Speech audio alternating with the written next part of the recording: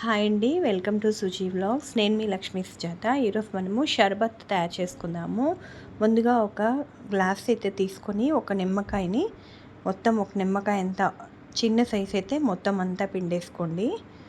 ఇలా పిండేసుకొని షర్బత్ మనము నన్నారి అనేది మనం ఇంట్లో చేసుకున్న బయట చేసుకున్న ఒకేలాగా వస్తుంది. నేను ఇది బయట కొనిందే. ఇది ఒక 30 ml దాకా వేసుకోవాలి. వేసుకొని ఇందులో చల్లటి వాటర్ వేసుకున్నా బాగానే ఉంటుంది. లేదు మన దగ్గర సోడా ఉందనుకోండి, సోడా వేసుకున్నా కూడా చాలా టేస్టీగా ఉంటుంది. తప్పకుండా ఇది ట్రై చేయండి. చలువ చేస్తుంది, నన్నారి తాగితే మంచిది హెల్త్కి కూడా.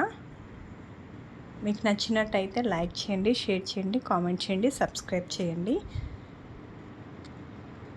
ఇంతే అండి, మన నన్నారి రెడీ అయిపోయింది.